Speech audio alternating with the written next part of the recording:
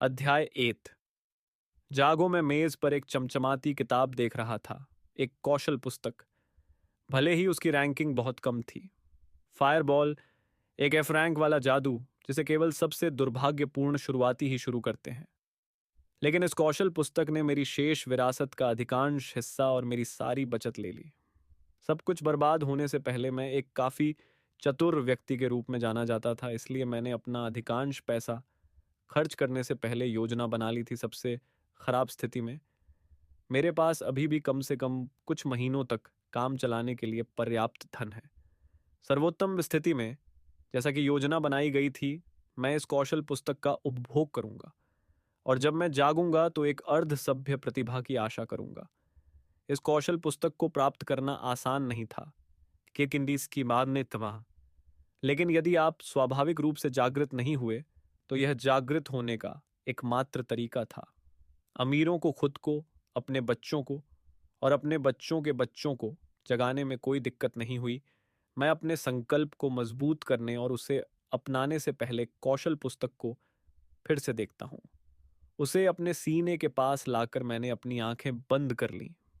कुछ सेकंड बीतने के बाद भी मुझे प्रकाश की चमक दिखाई देती है, भले ही मेरी आंखें बंद हों। उन्हें खोलकर देखा तो मेरे हाथ की किताब गायब हो चुकी थी और मेरी आंखों के कोने पर कुछ और ही दिखाई दे रहा था। जीवन शक्ति 10 केंद्र, ताकत 10, कौशल आग का गोला। नीली रोशनी से चमकते ये शब्द मेरे लिए राहत से ज्यादा भ्रम लेकर आए। ध्यान केंद्रित करने के लिए आखिर संख्याएं कहाँ थीं? जारी ज्ञान के अनुसार जब से 1 अरब से अधिक लोगों की जान लेने वाली सर्वनाशकारी घटना घटी, एक नई जादुई दुनिया ने उसकी जगह ले ली। जिन लोगों को जागृत कहा जाता है वे प्रकट हुए और अन्य लोग भी सीखने के माध्यम से जागृत हो सकते हैं। कौशल पुस्तक, जिसे मारे गए राक्षसों से हटाया जा सकता है। हाँ, राक्षस जादुई प्राणी जो आमतौर पर कालकोठरी में रहते हैं और जब भी कालकोठरी टूटती है तो कभी कभी बाहर आ जाते हैं। चूंकि 1 वर्ष से अधिक समय बीत चुका है, यह सामान्य ज्ञान बन गया है कि जो लोग जागृत हैं वे कौशल का उपयोग करने में सक्षम हैं, चाहे वे स्वाभाविक रूप से प्राप्त हों या कौशल पुस्तकों से अद्भुत करतब दिखाने और राक्षसों को हराने में सक्षम हों। ये जागृत प्राणी अधिक राक्षसों को मारकर और उनके द्वारा छोड़े गए जीवन कोर को अवशोषित करके अपनी ताकत बढ़ा सकते हैं, जो 3 विशेषताओं को जोड़ते हैं: जीवन शक्ति, फोकस और शक्ति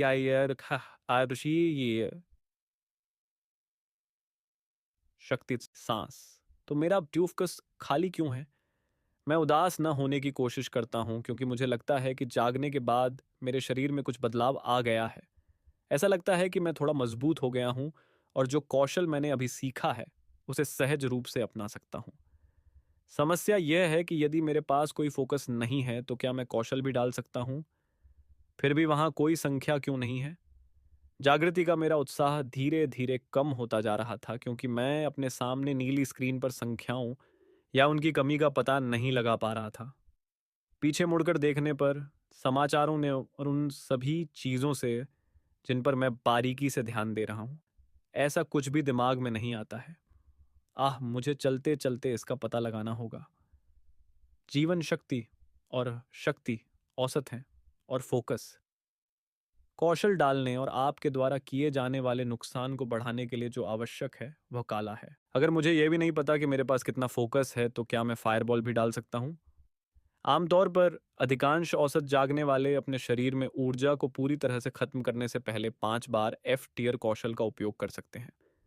आपका फोकस वह जितना बड़ा होगा फैकंदी आप उतने ही उच्च स्तर के कौशल का उपयोग कर सकते हैं और उतनी ही अधिक बार आप उनका उपयोग कर सकते हैं, क्योंकि जागृत जादूगर बेहद शक्तिशाली हैं। इसीलिए फोकस कोर की मांग वाइटैलिटी कोर और स्ट्रेंथ कोर की तुलना में बहुत अधिक है। जागृत जादूगर अपने कौशल को लंबी दूरी से शूट कर सकते हैं और राक्षसों को जवाबी कार्रवाई करने का मौका भी नहीं देते हैं, जबकि जागृत बर्स्कर्स और जागृत शूरवीरों को लड़ने के लिए करीब आना पड़ता है। मैं जादूगर बनने के लिए जागने की उम्मीद कर रहा था। उदासी भरे विचारों में डूबे बिना मैं आखिरी बार प्रयास कर सकता हूं। वास्तव में उस कौशल को प्रस्तुत कर रहा हूं जो मैंने अभी सीखा है, फायरबॉल। एक सामान्य एफ रैंक कौशल जो कई एफ रैंक वाले जागृत लोगों के पास होता है। मैं अपने छोटे से अपार्टमेंट से बाहर निकलता हूँ और अपार्टमेंट परिसर के पीछे एक खाली बंजर मैदान की ओर जाता हूँ। किराया आजकल बहुत अधिक महंगा हो गया है, क्योंकि जिन इमारतों में उच्च सुरक्षा होती है, जहां आपको अचानक अपनी जान नहीं गंवानी पड़ेगी, उनकी कीमत बहुत अधिक हो गई है। अपने पहले कौशल का परीक्षण शुरू करने से पहले और संभवतः अपने आखिरी कौशल का परीक्षण शुरू करने से पहले मुझे बंजर मैदान तक पहुंचने के लिए काफ़ी दूरी तय करनी पड़ी। अपने आप को उत्साहित करते हुए मैं अपना हाथ अपने सामने उठाता हूं और चिल्लाता हूं। क्या चिल्लाता हूं? आग का गोला। आग की लपटों का एक छोटा सा गोला मेरे सामने आया, जिससे मुझे बहुत आश्चर्य और अविश्वास हुआ। झटके के साथ साथ उत्साह भी आया। भले ही मेरा फोकस बार कुछ भी ना दिखाए, मैं अभी भी कौशल कास्ट कर सकता हूं। अपने झटके को एक तरफ रखते हुए मैंने आग के गोले को आगे बढ़ने का आदेश दिया। इससे पहले कि वह मुझसे कुछ मीटर की दूरी पर फट जाए, यह देखने के लिए परीक्षण करना चाहता हूं कि क्या मैं कम से कम औसत 5 आग के गोले फेंक सकता हूं, जो सामान्य एफ रैंक वाले अवेकेंड फेंक सकते हैं। मैं जारी रखता हूं। आग का गोला, आग का गोला, आग का गोला। मेरे सामने 3 और आग के गोले दागे गए और विस्फोट हो गए, जिससे मेरे दिल में सदमा और खुशी बढ़ गई। कम से कम मेरे पास औसत कौशल है, भले ही यह स्टेट पैनल पर दिखाई न दे। अजीब बात है, मुझे अपने शरीर में कोई कम ऊर्जा महसूस नहीं हुई। खैर, मेरा फोकस शुरू से खाली था, इसलिए मुझे वास्तव में ज्यादा महसूस नहीं हुआ। मैं एक बार फिर से ध्यान केंद्रित करता हूँ, क्योंकि मैं शायद अपना आखिरी आग का गोला फेंकता हूँ, जब तक कि मैं फिर से डालने से पहले कुछ देर आराम नहीं कर लेता। गोला उड़ गया और पहले की तरह ही फट गया। चेहरे पर मुस्कान के साथ मैंने राहत महसूस करते हुए अपने माथे पर आया पसीना पोंछा। औसत होना बुरा नहीं है, कम से कम इसके साथ मैं आज दुनिया के कई लोगों में खुद को शीर्ष पर गिन सकता हूँ।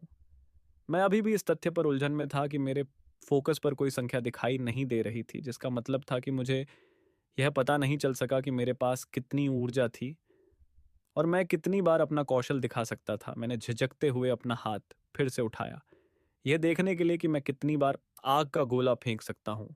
आग का गोला, आग का गोला, आग का गोला। जितनी बार मैंने कौशल का उपयोग किया और अधिक आग के गोले उड़े और मेरे सामने फूटे, मैं उतना ही अधिक स्तब्ध हो गया। आग का गोला। सदमा जल्द ही अविश्वसनीयता में बदल गया, क्योंकि मैंने 50 से अधिक आग के गोले को अपने ऊपर से उड़ते हुए और विस्फोट करते हुए गिना था। यह एक औसत एफ रैंक में ऊर्जा की सामान्य मात्रा का 10 गुना। मैं खुद को शांत करने के लिए सांस लेने की कोशिश करता हूं। 10 बार। इसका मतलब है कि मेरी ऊर्जा रैंक डी जागृत होने के करीब है। यह बेहद दुर्लभ था, क्योंकि आग के गोले जैसे कौशल के साथ लंबी दूरी की जागृति आसानी से एक एफ रैंक राक्षस को मार गिरा सकती है, और 3 से 4 आग के गोले या समकक्ष कौशल ई रैंक वाले राक्षसों की देखभाल कर सकते हैं। डी रैंक वाले जागृत व्यक्ति भी अपने कौशल के अच्छे उपयोग से डी रैंक वाले राक्षसों पर काफी आसानी से विजय प्राप्त कर लेते हैं। क्या मैं वास्तव में प्रतिभाशाली जागृतिवादियों में से एक हूं? मैं उस अहंकार को कम करने की कोशिश करता हूं जो दूसरे फायरबॉल को बुलाने से पहले बढ़ने लगा था, क्योंकि मुझे अभी भी ऐसा महसूस नहीं हुआ था कि मैं ऊर्जा से बाहर हूं। इन दोनों ने मुझे डरा दिया और मुझे भविष्य में बेहद आशान्वित कर दिया। जब मैं कौशल का चयन करता रहा तो मुझे वास्तव में कोई ऊर्जा छूटती हुई महसूस नहीं हुई। न ही मुझे थकावट महसूस हुई। जब मैं 100 कास्ट तक पहुंच गया तो मेरा झटका बढ़ गया। जब यह 300 तक पहुंच गया कि ये इनौत हो गया, तो इस अज्ञात स्थिति से मेरा सिर धड़कने लगा। जब यह 500 झटके तक पहुंच गया तो मेरा पूरा शरीर कांप गया। मैंने अपने चारों ओर देखने से पहले जोर से सांस ली। मैं बंजर खेत में काफी अंदर था और मेरे पीछे पेड़ों की छाया थी, इधर उधर देखते हुए और यह सुनिश्चित करते हुए कि मेरे आसपास कोई नहीं है। मैं अपने लगभग फट रहे दिल को शांत करने की कोशिश करने के लिए अपने अपार्टमेंट में वापस चला गया। 500 बार मैंने एफ रैंक का कौशल डाला और मुझे कोई थकावट महसूस नहीं हुई। वास्तव में क्या हो रहा था?